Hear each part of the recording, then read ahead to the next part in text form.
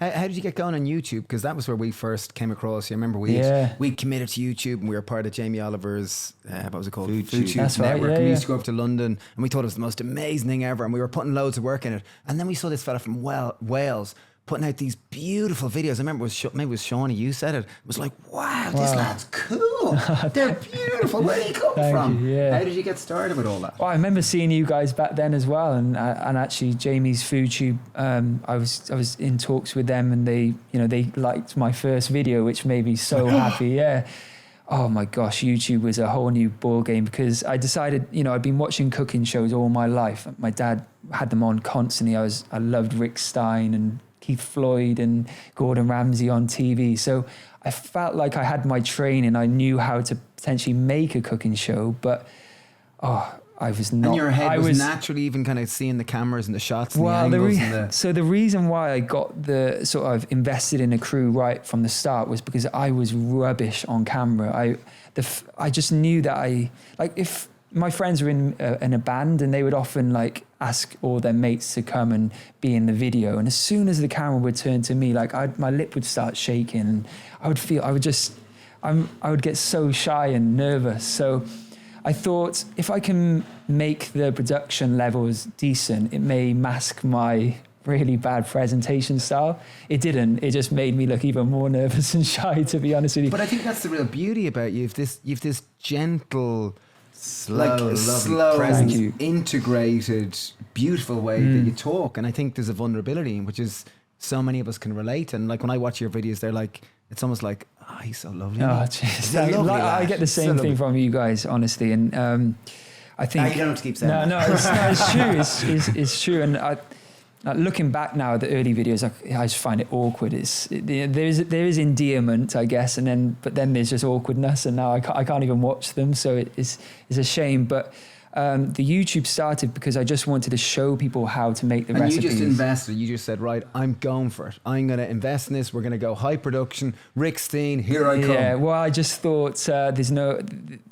let me just I couldn't do it on my phone, so I just thought, let me just Google if there's any local film crews. I got a credit card. I don't recommend it.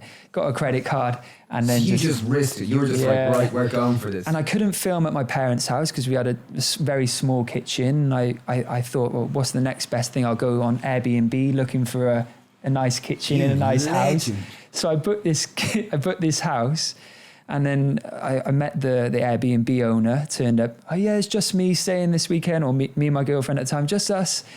And he said, oh great, be careful, there's some old furniture in here. Yeah, no problem. An hour later, this crew turns up with all these cases and rearranges the kitchen basically with all this equipment. It was really, we didn't tell him, but you probably saw it years later. And yeah, those first, I think it was 5 videos we shot, I was so awkward. I was so stiff. I felt so uncomfortable, and I didn't have, as much as I had an eye for what a good cooking show should entail, I didn't really know anything about the technical aspect of cameras and the right shots. So I didn't really direct at that point. But after I saw the results of those videos, I was like, right, if I'm going to do this, I've got to really guide and, talk about what angles I want. And I actually wasn't going to continue because I felt so awkward doing it. But a lady came over to me at a vegan festival and said that my videos had saved her Christmas because I did a Christmas dinner on one of the videos. So I was like, oh, okay, this actually can help people. So I continued doing it then. And how about what role did fear have? Because anyone getting a credit card and going, feck it, I'm going to launch a YouTube channel. I'm going to commit to it. I'm going to rent an Airbnb. I'm going to get a production crew in. I don't know where this is going. I don't know how I'm going to get an economic return for this, but I'm going to do it. What role did fear have? Or how did you manage to quieten fear, even bring fear along the journey, but still go for what you believed in? Yeah, well, I guess I could ask you the same question because you've built this empire here. And this to me is like the next stage. This is colossal. And the thought of, getting a load of land and building a farm is that's fear for me. But what I've realized is over the years of, never doing a cookbook before, never starting a YouTube channel, not knowing how to take a good food photo or not being able to edit photos or videos, you think you can't do it because you've never done it before. But when you do it, you realize that you can pretty much do anything if you do put your mind to it and just invest the time. So I was scared, but I'd got a chef's job when I was 16 and knocked on restaurant doors asking for a job and said I'd work for free. I don't know where I got the confidence to do that, but you're able to do stuff if you just try. I think a lot of the time our self-doubt puts us off, doesn't it, doing things, but I just went for it and good on you. Well, which is so interesting is because like there's a lot of people like I remember we did a tour to schools and we went around asking kids what do they want to be when they were older, and you'd think, oh, I want to be a doctor and engineer. Like there was probably 60% of them said I want to be a YouTuber. And it was like a YouTuber. So everyone has aspiration. They're like, there's so many young kids because they go, oh, that's the ticket to making loads of money. I'm going to have a Lamborghini. I'll probably have a few Lamborghinis. And I don't really have to work. I don't know what I'm going to spend the money on. It's going to be so easy. But the reality is that like, they forget that there's a 10-year journey, a massive journey to get to the possibility of that. Yeah. Whereas you started it on a credit card and now you've got 80 million views and you've got more than 1 million subscribers, 1.5 million subscribers. So it's becoming a reality. I don't think you've got a Lamborghini yet. No. You got a farm though.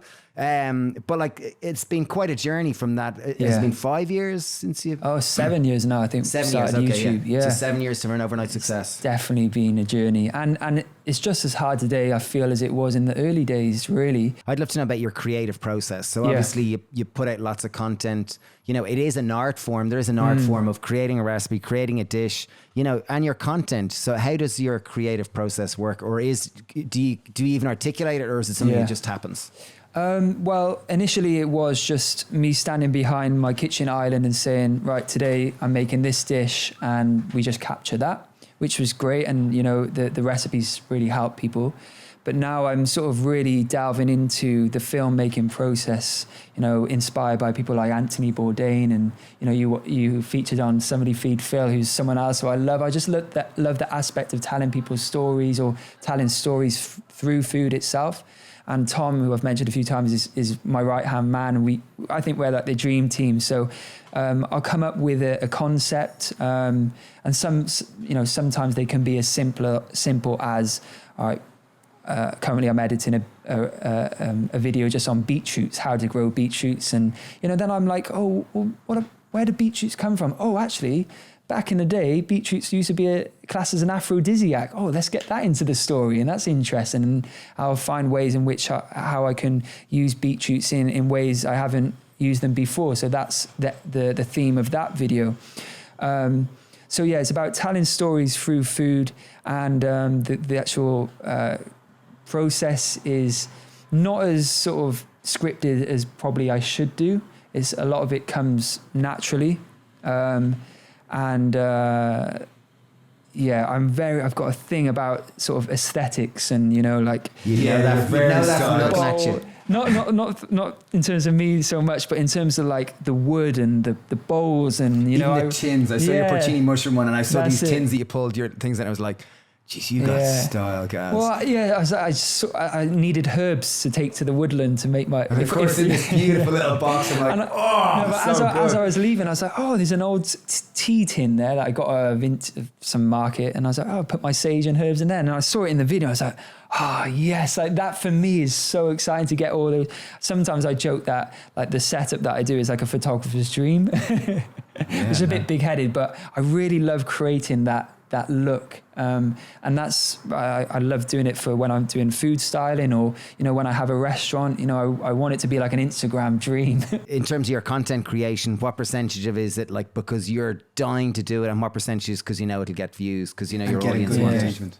Yeah, and I think that it would be amazing for me to say that, I just want to do what I want to do. I don't worry about the views, but, really I have to make it successful to continue doing it. So you do take into consideration what the audience wants, and I really did do that in the early days.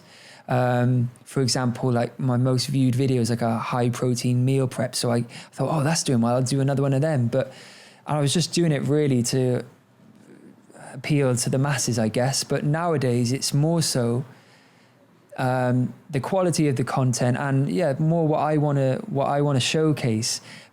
But I've just noticed that with YouTube, and the reason it's difficult is how to package that video. So in terms of how the thumbnail, is it clickbaity? Basically, it has to be sensational. It has to be. Thumbnail. So that's the only bit where I think, how can I get it to appeal to the main thing? But the actual content of that actual video is mainly the stuff that I really want to showcase and help inspire people to do so.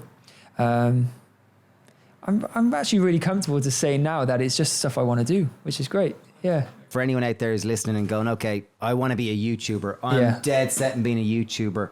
You've been at it 7 years and you have smashed it. You've won the gold medal of it. What would 3 kind of tips you'd say to someone who's starting and going, right, I'm serious about this, whether it's food or whether it's vegetables or whatever their niche might be. Yeah. And I do think there's I think most people with their if they have a passion, they could turn it into a YouTube. My dad, for example, he's great at like refurbishing old tables and chairs and things like that. And I said, we could literally bring the cameras here and you could do a tutorial. I'm sure if it was shot right. So I think that's important. So you can make the best film ever on an iPhone. You don't really need the best camera and the equipment, because as long as there's a storyline and it's gripping, and that's something that I've learned, there needs to be an arc to the story and they need to build up that anticipation within it. So have a good storyline, and that could just be a how-to, so sharing your knowledge on how to make something, or how to, like you said, how to apply makeup in a certain way. So give the viewer something of value. In terms of the camera quality, as I said, you don't necessarily need a really good camera, but it does help. So you could, and you can do what I did and find someone on Google or Twitter to see if there's a local person with a camera. It does make, maybe not the credit card, but it does make the sort of process of the editing a lot easier, because I never knew how to edit prior to doing this when I started. So I needed that help. So think about the editing before you start, because that takes up a long time. What else? And don't forget things like thumbnails and your titles. So make it appealing. Think of the title and the thumbnail like a billboard.